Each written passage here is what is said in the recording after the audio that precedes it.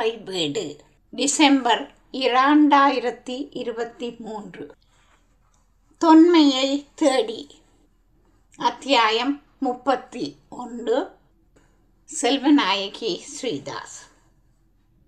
தொகுப்புரை. தொன்மை தொடர்பான பல தலைப்புகளில் குறிப்பிடப்பட்ட சில விடயங்கள் ஆராயப்பட்டன. தொடர்ந்து ஆயப்பட உள்ள விடயங்கள் தொகுத்து தரப்படுகின்றன. தொல்காப்பியத்தில் திணைக்குடிகளின் வளர்ச்சி, புறத்திணையியல் வழி பண்டைய குடிகள் போர் முறைகள், அரச உருவாக்கம். மூன்றாவது, தொல்காப்பியத்தில் மூவேந்தர் பற்றிய குறிப்புகள், நடுகற்கள் முதலிய தொல்லிய தரவுகள். நான்காவது, புறநானூறு 201 பாடல் அசோகரின் கிணர் கல்வெட்டு பதிட்டு 10 அரச உருவாக்கமும் காலமும். தமிழ்நாட்டு மன்னர்கள். வேளிர்குடி. வேளிர் என்பவர் யார்? வேளிர்குடி தொன்மை. கபிலரும் இருங்கோவேளும். தலையாளம் காணத்து போர், கல்வெட்டு சான்று முதலியன. முதலாவதாக, தொல்காப்பியத்தில் திணைக்குடிகள் வளர்ச்சி. திணைக்குடிகளாக இருந்த அரசுகளின் தொடக்கம் காலப்போக்கில் அரசுகளாக உருவாகிவிட்டன என்பது ஆராய்ந்து விளக்கப்பட்டது. வாழ்வாதாரத்திற்காக நடந்த வெட்சி பூசலும், மண் காரணமாக பொருத வஞ்சி போரும், மதில் காரணமாக பொருத உளிஞை போரும் என்று வேறுபட்ட பொருள்களை, போர்க்களங்களை தொல்காப்பியம் காட்டுகிறது. இப்போர்கள் ஒன்றன் வளர்ச்சி மற்றையது என்று கூற முடியாது. இப்போர்கள் அனைத்துமே அவரவர் வாழ்ந்த நிலம் சார்ந்தவையாகவே காணப்படுகின்றன. தொல்காப்பியத்தில் வேந்து உருவாகிவிட்டது. சங்க பாடல்கள் அரச உருவாக்கத்தில் மன்னரை போற்றி வளர்ப்பனவாக காணப்படுகின்றன. புறத்திணையியல் 63 பாடலில் போந்தை வேம்பே ஆர் என வரும் என்னும் அடியால் சேர சோழ பாண்டியர்கள் தத்தம் அடையாள பூவால் குறிக்கப்படுகிறார்கள். இவ்வடிகளில் மன்னர் பெயர்கள் குறிப்பிடப்படவில்லை. பூசல் நிறைந்த சேர சோழ பாண்டியரின் அரச வளர்ச்சி காலத்தை இது குறிக்கிறது என்று கொள்ள கிடக்கிறது. இது அடையாள பூ பற்றி கூறும் பொது பகுதியாகும். தொல்காப்பியம் நிலந்தரு திருவில் பாண்டியன் அவயத்தில் அரங்கேறப்பட்டது. தொல்காப்பிய பாயிரம் கூறுவது உண்மையாயின், பொது ஆண்டுக்கு முன் 711 ஆண்டளவில் பாண்டிய மன்னர் தலைமையில் நிலையானதொரு பாண்டிய அரசு இருந்திருக்கிறது. பாண்டிய மன்னர் தமிழோடு இணைத்து பேசப்படும் நிலைக்கு உயர்ந்திருக்கிறார்கள் என்று கொள்ளலாம். சங்க இலக்கியங்கள் அரச உருவாக்கத்தில் முதுகுடி மன்னர் உருவாகிவிட்ட நிலையை தெளிவாக காட்டுகிறது. வேளிர், மளவர், ஆவியர் போன்ற பழங்குடி மன்னர்கள் மலைப்பகுதியில் உருவாகிவிட்டார்கள். அதியர்குடி, ஆய்குடி, வேளிர்குடி முதலிய குடிகள் சிறப்பாக பேசப்படுகின்றனர். ஒளியர், ஆவியர், அதியர், மளவர், வழுதியர், பழையர், கொங்கர், சென்னி, கிள்ளி, ஆதன், எல்லி, செழியன், உதியர், பஞ்சவர், கௌரியர், மறவர் முதலிய பல்வேறு குடித்தலைவர்கள் தோன்றிய நிலை உருவாகிவிட்டது. முதலாவதாக மூவேந்தர் பற்றிய குறிப்புகள், நடுகல்கள் முதலிய தொல்லியல் தரவுகளை ஆராயலாம். 30 பாக்களே கொண்ட புறத்திணையியல் ஆதி தமிழகத்தில் அரசு தோன்றி வளர்ந்த வரலாற்றை கூறும் வரலாற்று ஆவணமாகும். தொல்காப்பியத்தில் எந்த ஒரு இடத்திலும் மன்னர்கள், தலைவர்கள், அரசர்கள் எவர் பெயரும் குறிப்பிடப்படவில்லை. ஆனால் தொல்காப்பியம் முழுமையிலும் மொத்தம் 1611 பாடல்கள் 2 இடங்களில் மட்டுமே மன்னர்கள் பேசப்பட்டுள்ளார்கள். முதலாவதாக புறத்திணையியலில் வேந்திடை தெரிதல் வேண்டி ஏந்து புகழ் போந்தை வேம்பே ஆர் என வரும் மாபெரும் தானையர் மலைந்த பூவும் என்று தொல்காப்பியம் பொருளதிகாரம் புறத்திணையியல் 5ஆம் நூற்பா கூறுகிறது. மூவேந்தரும் தொல்காப்பியலால் அவரவருக்குரிய அடையாள பூக்களால் அறியப்படுகிறார்கள்.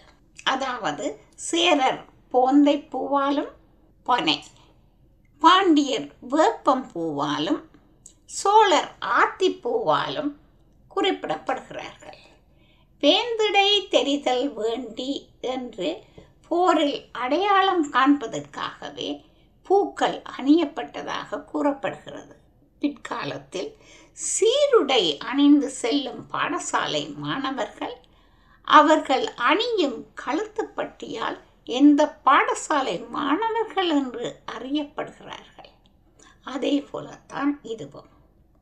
இரண்டாவதாக செய்யுளியலில் வன்புகழ் மூவர் தன்பொழில் வரைப்பின் நாற்பேரெல்லை அகத்தவர் வழங்கும் யாப்பின் வலியது என்பனார் புலவர் என்கிறது தொல்காப்பியம் பொருளதிகாரம் செய்யுளியல் நூற்பா 75.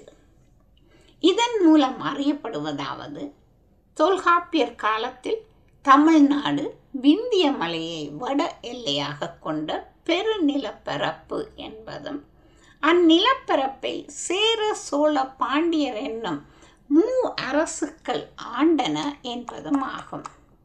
பாண்டிய மன்னன் பற்றிய பாயிரம் தரும் தகவல் தொல்காப்பியத்துக்கு பாயிரம் இயற்றியவர் தொல்காப்பியரது ஒரு சாலை மாணாக்கராக அறியப்படும் பனம்பாரனார் ஆவர். தொல்காப்பியம் நிலந்தரு திருவில் பாண்டியன் அவையத்தில் பாடப்பட்டதாக பனம்பாரனார் பாயிரத்தில் பதிவு செய்கிறார். பாடல் பகுதி வருமாறு: நிலந்தரு திருவில் பாண்டியன் அவையத்து தொல்காப்பிய பாயிரம் அடி 9 என்று பாயிரத்தால் அறியப்படும் செய்திகளாவன. ஒன்று, தொல்காப்பியர் காலத்திலே பாண்டிய அரசு என்னும் ஒரு அரசு நிலை பெற்றிருந்திருக்கிறது. இரண்டாவது, பாண்டிய மன்னர் தலைமையிலே தமிழ் வளர்த்த அவை ஒன்று இயங்கி வந்திருக்கிறது. மூன்றாவது, தொல்காப்பியம் என்னும் தமிழ் நூல் பாண்டியன் அவையில் அரங்கேற்றப்பட்டது. நான்காவது, தொல்காப்பியத்தை கற்றறியும் திறனுள்ள மக்கள் குழாம் ஒன்று வடவேங்கடம், தென்குமரி ஆயிடை தமிழ் கூறு நல்லுலகில் வாழ்ந்திருக்கிறது. இவ்வாறு பொது ஆண்டுக்கு முன் 711ஆம் ஆண்டளவில் தமிழ்நாட்டு அரசியல் நிலை இருந்திருக்கிறது. இரண்டாவதாக,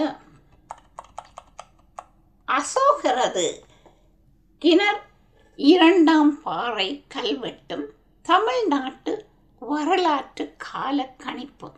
இது மிகவும் முக்கியமான ஒரு வரலாற்று சான்றாகும். மௌரிய மன்னன் அசோகனது கல்வெட்டுக்கள் அவனது 8ஆம் ஆட்சி ஆண்டு முதலாக 87ஆம் ஆட்சி ஆண்டு வரை பொறிக்கப்பட்டவை. தமிழ்நாடு தவிர்த்த இந்தியா முழுவதும் இக்கல்வெட்டுக்கள் கிடைக்கின்றன. இவை அசோக மன்னனது ஆணைகளை தாங்கி வருவதால் அசோகன் ஆணைகள் என்று அழைக்கப்படுகின்றன. இக்கல்வெட்டுக்கள் பாறை கல்வெட்டுக்கள், தூண் கல்வெட்டுக்கள், குகை கல்வெட்டுக்கள் என அமைந்திருக்கும் இடத்தை கொண்டு 3ஆக பிரிக்கப்பட்டிருக்கின்றன.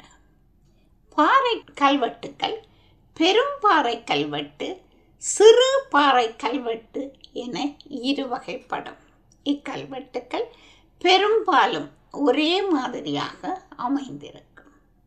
அசோகன் கல்வெட்டின் மூலம் 1ஆம் அடி பெரும்பாலும் அவன் பேராலேயே தேவ நம் பியஸ் பிரியதசி என்று அழைக்கப்பட்டிருக்கும். தேவ நம் பியஸ் பியதசி. சில கல்வெட்டுகளில் அசோக் என்னும் அவன் பெயர் இணைத்திருக்கும்.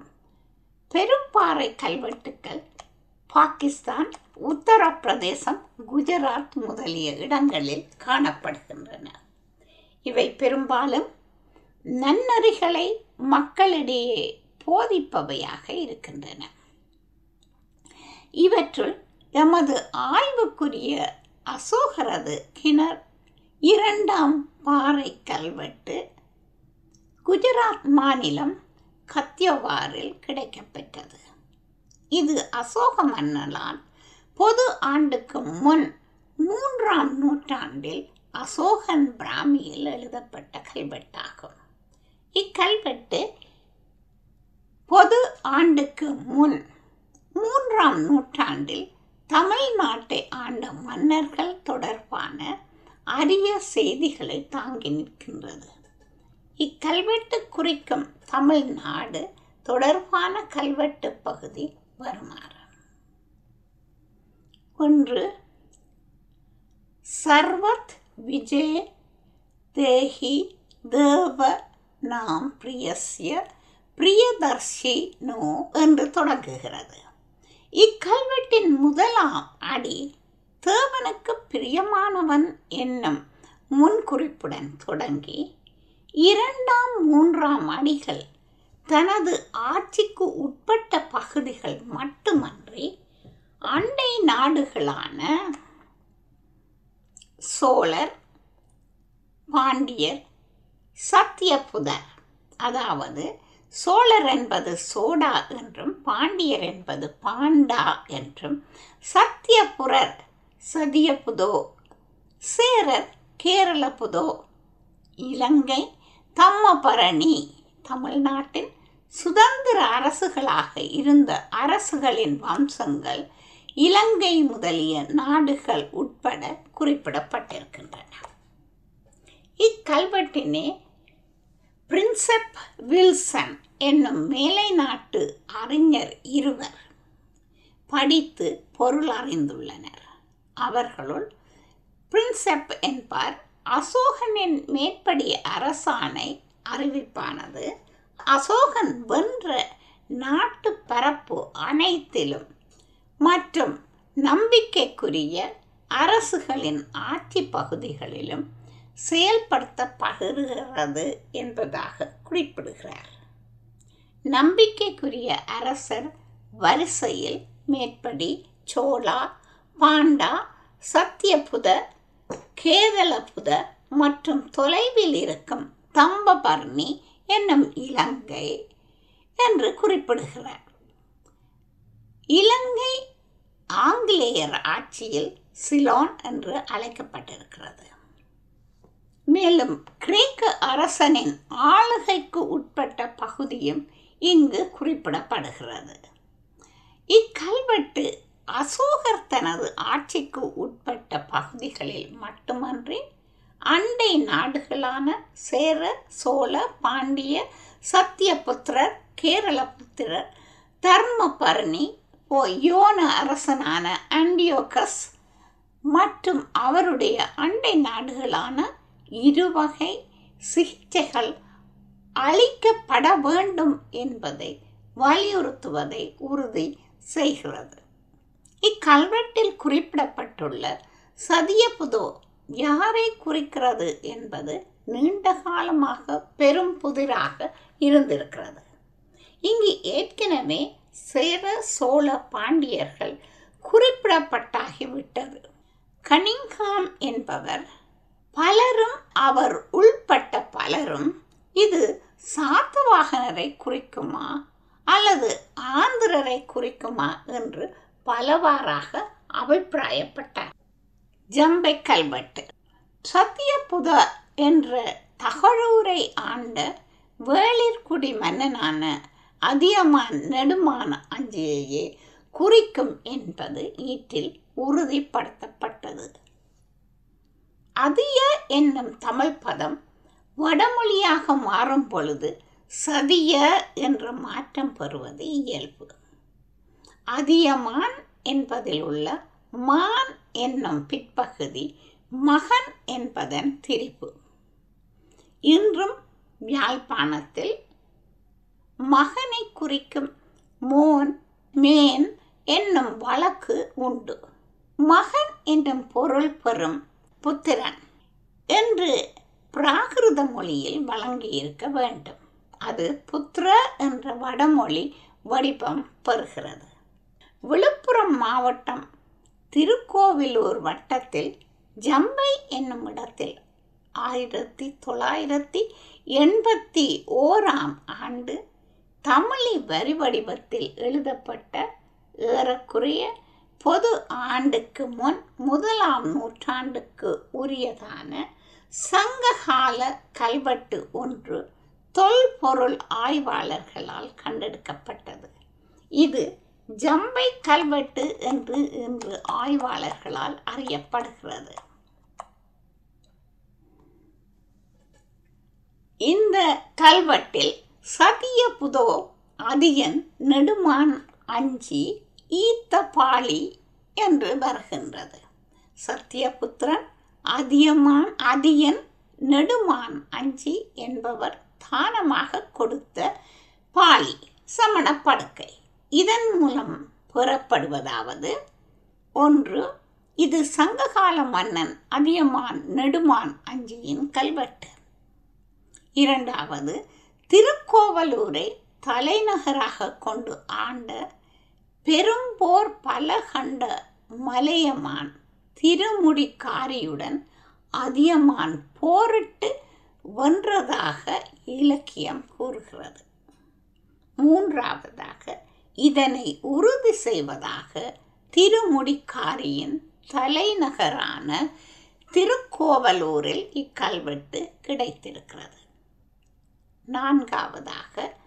அசோகன் கல்வெட்டில் மூவேந்தருக்கு இணையான தமிழ்நாட்டு அரசன் ஒருவனை அவன் குறிப்பிட்டிருப்பான் என்று கொள்வதே பொருத்தமாகும்.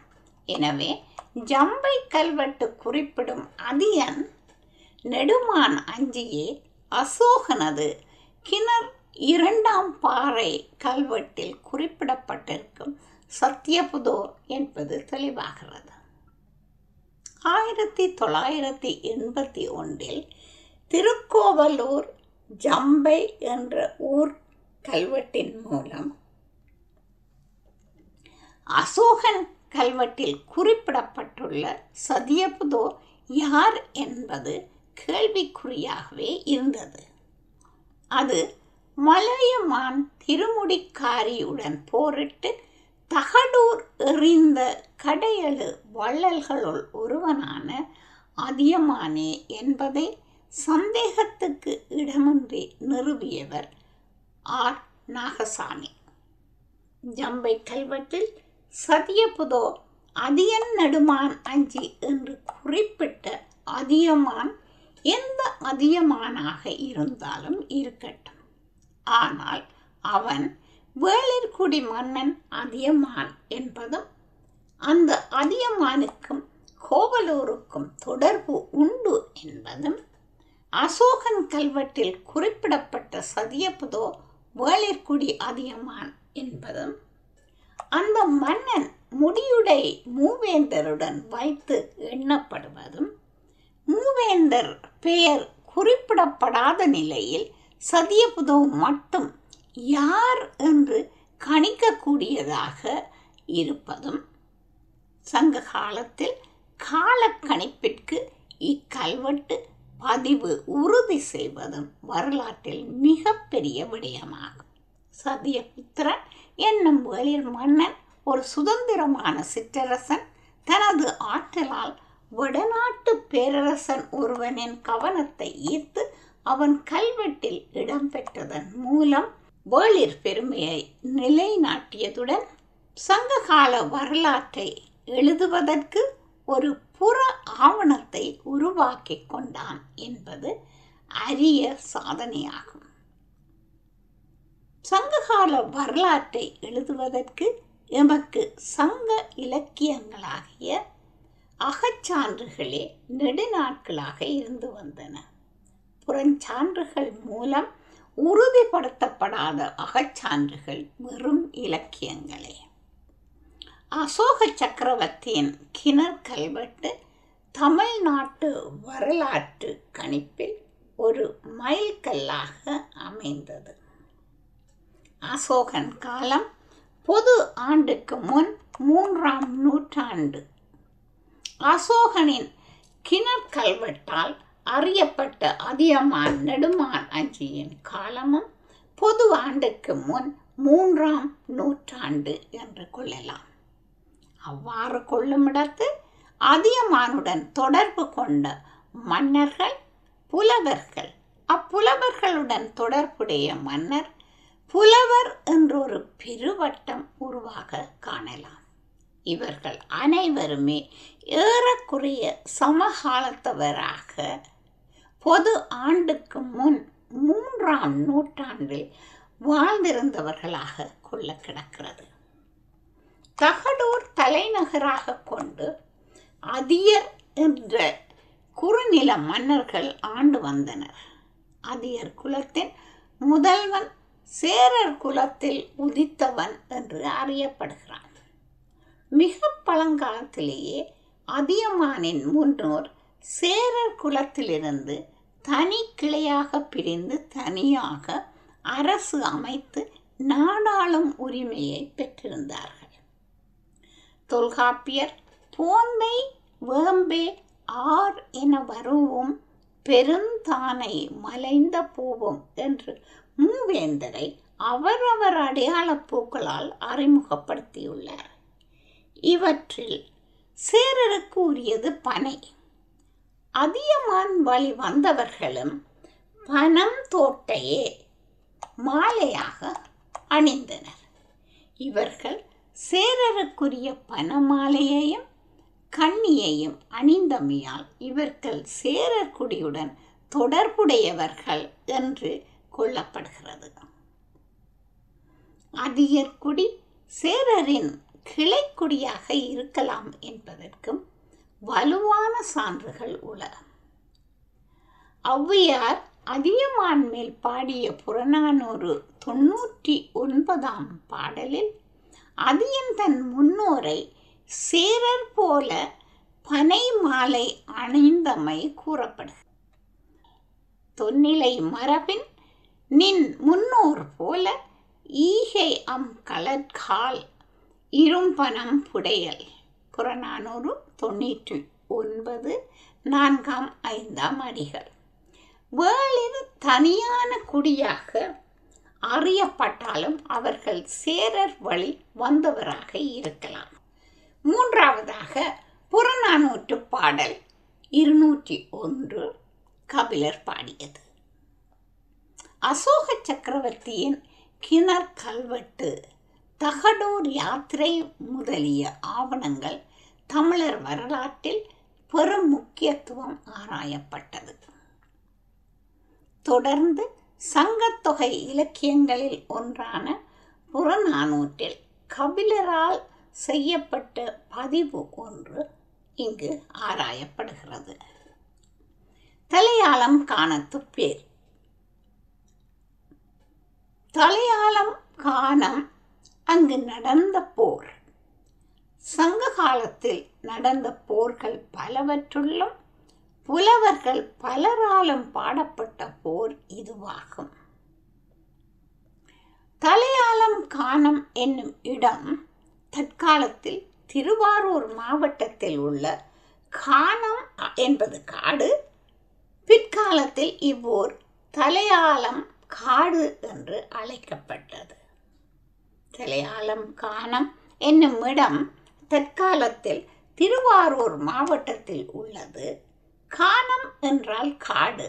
பிற்காலத்தில் இவ்வூர் தலையாலம் காடு என்று அழைக்கப்பட்டது. அரச விரிவாக்க காலத்தில் முடியுடை வேந்தர்களான சேரமான், யானை சேய் மாந்தரம் சேரல் இரும்பொறையும், சோழன் கிள்ளிவளவனும், திதியன் எழினி எருமையூரன், இளங்கோவேண்மான், பொருணன் ஆகிய வேளிர்களுடன் இணைந்து இளையோனாகிய பாண்டியன் நெடுஞ்செழியனை இழிவாக பேசி போர் தொடுத்தனர். தலையாலங்கானத்தில் அவர்களை எதிர்கொண்ட பாண்டியன் நெடுஞ்செழியன் எதிரி படைகளை முறியடித்து அவர்களது அரச சின்னங்களான முரசு, வெண்கொற்றக்குடை யாவற்றையும் தனதாகிக் கொண்டான் என்று அகநானூறு 34ஆம் பாடல் கூறுகிறது.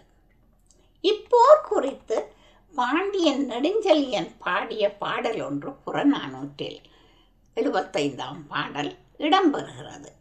இக்கால அரசியல் வஞ்சினம் உரைத்தல், சங்ககால மன்னர் உயர்வாக கொண்டவை போன்ற பல அரிய செய்திகள் இப்பாடல் வாயிலாக அறிய கிடக்கிறது. இப்போர் வெற்றியின் காரணமாக நெடுஞ்செழியன் தலையாலங்கானத்து செருவென்ற பாண்டியன் நெடுஞ்செழியன் என்று வரலாற்றில் போற்றப்படுகிறான். இப்போர் இருங்கோவேளுக்கு பெரும் தோல்வியை தந்தாலும் வேளிர் வரலாற்றின் காலத்தை கணிப்பதற்கு ஒரு சான்றாக அமைந்தது. பொதுவாண்டுக்கு முன்னர் 3ஆம் நூற்றாண்டுக்குரியதாக கருதப்பட்ட மாங்குளம் கல்வெட்டு நெடுஞ்செழியன் பெயரை குறிக்கிறது. கல்வெட்டு வாசகம் வருமாறு: நந்த சிறிகுவன் என்ற சமணத்துறவிக்கு பாண்டியன் நெடுஞ்செழியனின் பணியால் கடலன் வழுதி என்பவர் படுக்கை பொழிந்து கொடுத்தார் என்பதாகும். இந்த கட்டுரையின் நோக்காக, இதன் தேவைக்காக வேறு உறுதியான தடயங்கள் கிடைக்கும் வரை பாண்டியன் நெடுஞ்செழியன் காலம் பொது ஆண்டுக்கு முன் 3ஆம் நூற்றாண்டாக இருக்கலாம் என்று எடுத்துக்கொள்ளலாம். இருங்கோவல் தலையாலங்கானத்து போரில் பாண்டியன் நெடுஞ்செழியனுக்கு தோற்றம். பாண்டியன் நெடுஞ்செழியன் காலம் பொது ஆண்டுக்கு முன் 3ஆம் நூற்றாண்டாக ஏற்றுக்கொள்ளப்பட்டால் இருங்கோவலின் காலமும் ஏறக்குறைய பொது ஆண்டுக்கு முன் 3ஆம் நூற்றாண்டு என கொள்ளலாம். கபிலரும் இருங்கோவேளும். இருங்கோவேளின் அரச சபை கபிலர் கம்பீரமாக அரச அவையுள் நுழைகிறார். கூடவே பாரி மகளிர் இருவர் கபிலர் தான் அழைத்து வந்திருந்த அரச குமாரிகள் இருவரையும் முன்னிலைப்படுத்துகிறார்.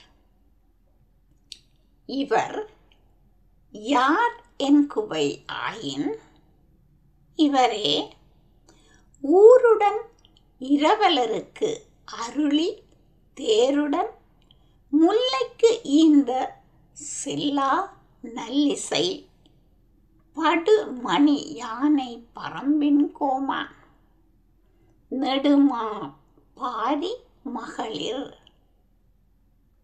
இவர்கள் பாரி மகளிர் என்பதை குறிப்பிட்டு, யானே தந்தை தோழன் இவர் என் மகளிர் என்பது புறநானூற்று 201ஆம் பாடல் அடிகள். இவர்கள் யார் என்று கேட்பாயானால், எனக்கு சொந்தமான ஊர்களை யாவற்றையும் இரவலருக்கு தானமாக வழங்கியவனும் பரம்பு மலையின் தலைவனுமாகிய பாரியின் மகளிர். நான் இவர்கள் தந்தையின் தோழன். எனவே இவர்கள் என் மக்கள் என்கிறார் கபிலர். தொடர்ந்து அந்தணன் புலவன் கொண்டு வந்தனனே என்ற ஒற்றை வாக்கியத்தில் கபிலர் தம்மை ஒரு அந்தணராகவும் புலவர் என்றும் அறிமுகப்படுத்திக் கொள்கிறார். கபிலர் கல்வியில் சிறந்தவர், பாரியின் அவை புலவர், மிக பெரிய எண்ணிக்கையிலான சங்கப்பாடல்கள் பாடியவர், குறிஞ்சிக்கு கபிலர் என்னும் பெயர் பெற்றவர், புலவரும் புரவலரும் போற்றி பாடிய பெருமைக்கு உரியவர், வரலாற்று செய்திகளை தன் பாடல்களில் தன்னிச்சையாக பதிவு செய்பவர், புலன் அழுக்கற்ற அந்த நாளன், தனக்கென வாழாதவர், நட்புக்காக தன்னையே அர்ப்பணித்த பேராளன். இவர்கள் பாரி மகளிர் நான் அந்தணன் புலவன் என்பதனுடன் அறிமுகம் முற்றுப்பெறுகிறது. தொடர்ந்து தான் நாடி வந்த காரியத்தை நிறைவேற்றி வைக்க வேண்டிய இருங்கோவல் பற்றி கூறுகிறார்.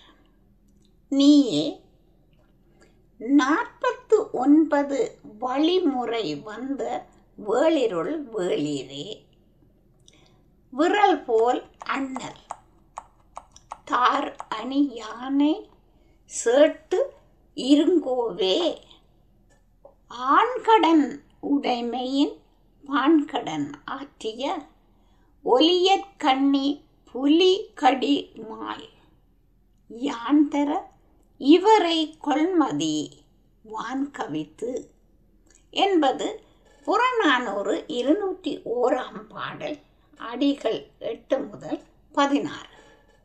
நீயோ பழமையான வேளிர்குடியில் வந்தவன், 49 தலைமுறைகள் கண்டவன், வேளிருக்கு எல்லாம் தலைவன். இருங்கோவேளே, தலைவன் கடமையை அறிந்து அதனை தனது கடப்பாடாக கொண்டு பாணருக்கு செய்ய வேண்டிய கடமைகளை செய்தவன் நீ. நான் தர இவர்களை நீ ஏற்றுக்கொள்வாயாக என்று கூறுவதாக அமைகிறது இந்த பாடல். இப்பாடலில் எமது ஆய்வுக்குரிய பகுதி 49 வழிமுறை வந்த வேளிரில் வேளே என்பதாகும். இப்பாடல் அடிகள் கூறும் தகவல்: 1. வேளிர் தலைவனான இருங்கோவேள் 49 வழி வந்த வேளிர்குடியின் 50வது மன்னன். 2. ஒரு மன்னனுக்கு சராசரி 20 ஆண்டுகள் ஆட்சி என்று கணக்கிட்டால் இருங்கோவேளின் மூதாதையரான வேளிர்குடியின் ஆட்சி காலம் ஏறக்குறைய 1000 ஆண்டு பழமையானது. 3. தொல்காப்பியரை விட பழமையானது வேளிர் திணைக்குழு. மூவேந்தரை அவரவர் அடையாள பூக்களால் குறிப்பிட்ட தொல்காப்பியர் மூவேந்தருடன் சமகாலத்தில் அரசாண்ட வேளிர்குடி பற்றி ஏன் குறிப்பிடவில்லை? பண்டை காலம் முதலாக தமிழ்நாட்டின் பெரும்பாலான மேற்கு மலை பகுதிகள் வேளிர் இனக்குழுவின் ஆட்சியின் கீழ் இருந்ததை சங்க இலக்கியங்களும் பிற சான்றுகளும் உறுதி செய்கின்றன. கபிலர், ஔவையார் போன்ற பெரும் புலவர்கள், பாரி, அதியமான் போன்ற வேளிர்குழு தலைவர்களின் நெருங்கிய நண்பர்களாக இருந்து அரிய பாடல்கள் பாடியிருக்கிறார்கள். தொன்று முதிர் வேளிர் குன்றூர் குணாது என்பது குறுந்தொகை 164வது பாடல். ஓம்பா ஈகை மாவேள் எவ்வி என்பது புறநானூறு 24வது பாடல். பாரிவேள் பால் பாடினை செலினே புறநானூறு 105ஆம் பாடல். மலைகளு நாடன் மாவேள் ஆய் புறநானூறு 135ஆம் பாடல். பாடப்பட்ட பல சங்க பாடல்கள் வேளிரை, முதுகுடிகள், மலைநாட்டை ஆண்டவர்கள், வள்ளல்கள் என்று கூறுகின்றன. வேந்து விடும் முனைவர் வேற்று புலக்களவின் தந்து ஓம்பல் மேவற்றாகும் என்பது தொல்காப்பியம் புறத்திணையியல் 2ஆம் நூற்பா. தொல்காப்பியர் காலத்தில் குறிஞ்சி நில பகுதியில் ஒழுங்கமைக்கப்பட்ட ஊர்காவல் நடைபெற்றிருக்கிறது. வேந்தனுடைய ஆணைப்படி ஊரின் முனைப்பகுதியில் இருக்கும் வீரர்கள் வேற்றுப்புலத்தில் ஆனிரை கவரச் செல்வார்கள். அம்முனை பகுதியில் தங்கியிருக்கும் முனைவர்களின் தலைவன் படையை தலைமை தாங்கி செல்லுவான். இந்நூற்பாவில் தந்து ஓம்பல் என்றது கவர்ந்து வந்த பசுக்களின் சொந்தக்காரர் மீட்டு செல்லாதவாறு பாதுகாத்தல் ஆகும். தொல்காப்பியர் காலத்தில் வெட்சி போருக்கு போன திணைக்குழுவினர் வேளிரா. இது ஆய்வு செய்ய வேண்டிய விடயம். வேளிர் காலம் தொல்காப்பியரை விடவும் தொன்மையானது என்பதில் மாற்று கருத்து கிடையாது. தொல்காப்பியத்தின் எவ்விடத்திலும் வேளிர் அவர்கள் அடையாள பூவால் கூட குறிப்பிட தவறியமை வேளிர் சேரருடன் இணைந்து பார்க்கப்பட்டிருக்கலாம்.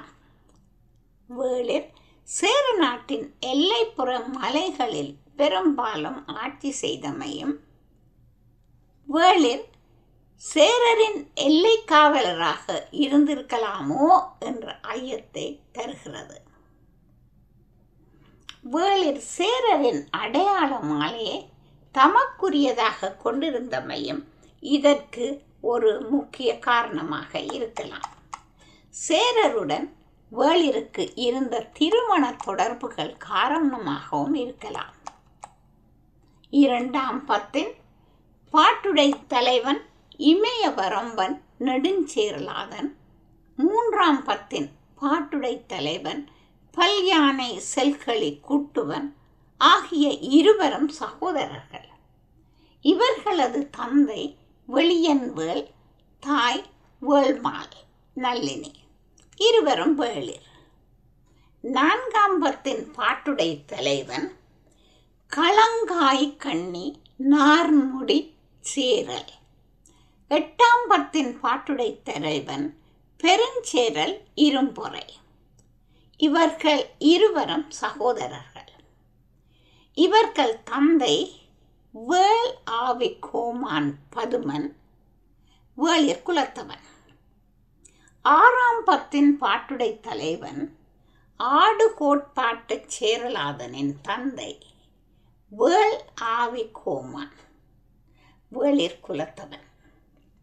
9ஆம் பத்தின் பாட்டுடை தலைவன் இளம் சேரல் இரும்பொறையின் தந்தை மையூர் கிளான் வேண்மான், தாய் வேள்மாள் அந்துவன் செல்லை, இவர்களும் வேளிரே.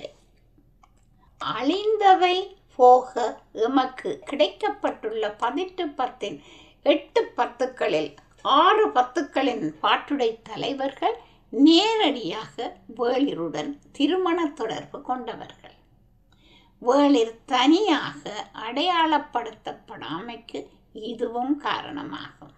ஆனால் வேளிர் தொன்மையானவர்கள் என்பது மறுக்க முடியாதது. அடுத்ததாக ஆதிச்சநல்லூர் அகழ்வாய்வும் வேளிரும். தொல்காப்பியத்தில் பொது ஆண்டுக்கு முன் 711ஆம் ஆண்டுக்கு உரியதாகிய தொல்காப்பியத்தில் அரச விரிவாக்கம் தெளிவாகவும் சிறப்பாகவும் பேசப்படுகிறது. ஆதிச்சநல்லூர் காலம் பொது ஆண்டுக்கு முன் 905 என்று கரிம பரிசோதனையால் அறியப்படுகிறது. ஆதிச்சநல்லூரில் இரும்பு தொழில், நெசவு தொழில், தச்சு தொழில், பானை வனையும் தொழில் முதலியவை பெரிய அளவிலே நடைபெற்றிருக்கின்றன. ஆதிச்சநல்லூர் ஒரு பெரிய வணிக நகரமாக இருந்தவை சான்றுகளுடன் நிறுவப்பட்டுள்ளது. வணிகம் மிக பெரிய அளவில் நடந்திருக்கிறது. ஒரு பெரும் வணிக நகரத்தை கொண்டு நடத்துவதற்கான பெரியதொரு அரசியல் கட்டமைப்பு ஆதிச்சநல்லூரில் இருந்திருக்க வேண்டும். ஆதிச்சநல்லூரில் வாழ்ந்த மக்கள் வேளாண் தொழிலை மேற்கொண்டு வேளாண் குடிகளாக வாழ்ந்திருக்கிறார்கள் என்பது தெளிவு. பெருங்கற்படை காலத்தில் வேளிர் சிறு சிறு குழு தலைவர்களாக உருப்பெற்றிருக்க வேண்டும். பெருங்கற்படை காலத்தை தொடர்ந்து ஆதிச்சநல்லூர் பண்பாட்டு காலத்தில் தமிழ்நாட்டில் சிறுக சிறுக வளர்ந்த வேளிர் குடிகள் பெருவளர்ச்சி பெற்றிருக்க வேண்டும். ஆதிச்சநல்லூர் திருநெல்வேலிக்கு அண்மையில் அமைந்திருப்பதை அவதானிக்கலாம்.